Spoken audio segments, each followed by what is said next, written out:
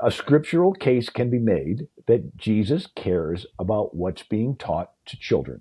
And I ran for Congress 3 times, raised millions of dollars. I can tell all kinds of stories about it, but most people, they're like, check that off my list. I'll never do that. But as I forget that, you drive by that school every day and you know they're teaching trans stuff in there. And you know that Jesus said in the beginning, God made them male and female. And if you are silent, you're giving consent to that. And the fact of the matter is there are more people that go to the church around a school than vote in a school board election. Most school board elections get very few votes. If you could just get one mama bear or one dad that cares enough about his kids and tell the churches to say, look, Jesus cares about what's being taught to little children, and let's all agree on this one person and vote for him. I'm convinced if churches and church members can just take responsibility for what's being taught to the children in their neighborhood, all the other higher races will take care of themselves. The people that feel called to run for a city commissioner and state rep and everything, they'll have learned how to do it. The blood vessels will have forced their way to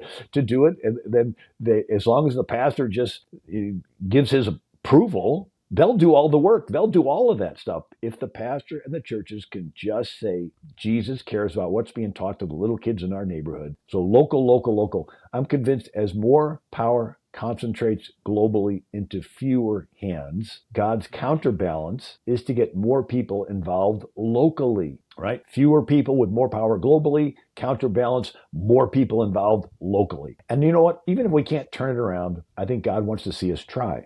You know, God knew what was in Abraham's heart, but he wanted to see Abraham be willing to take his son, Isaac, to the top of Mount Moriah and be willing to kill him. People say, well, God knows my heart. It's like, yeah. What about a husband watching TV? And you say, hey, when was the last time you told your wife you love her? And he's like, I can't remember, but she knows my heart. It's like, okay. When was the last time you did anything to show your wife you love her? He's like, I can't remember, but she knows my heart. It's like, dude, we need to have a little talk. It's like, people say, well, God knows my heart. Yes, he does know your heart. And he wants to hear some words out of your mouth, and he wants to see some action. I mean, even salvation is what? Believe in your heart that Jesus is the Christ, and what? Confess with your mouth. Speak out. You don't just say, oh, you believe in my heart, believe in my heart. No, you got to speak out, and you believe that God raised him from the dead. And then there's an action prescribed after that when the first opportunity you can, you should get water baptized. But it's not just the idea of God knows my heart. It's like you manifest what's in your heart through your words and through your actions. And I think that God is intentionally letting the evil show itself to see how much you can stomach, to see how much people would be silent. It's like, okay, are you going to be silent when they're like chopping them up right in front of you? It's like, what is it going to take to get you to say or do something? And if you continually, and God's letting the evil show itself more and more, and if you continue to be silent, you're siding with it. I'm sorry. Yeah, no, I agree. And it's like, yeah, how much deep more down the rabbit hole do we need to go before, yeah, you're right, people start saying enough is enough.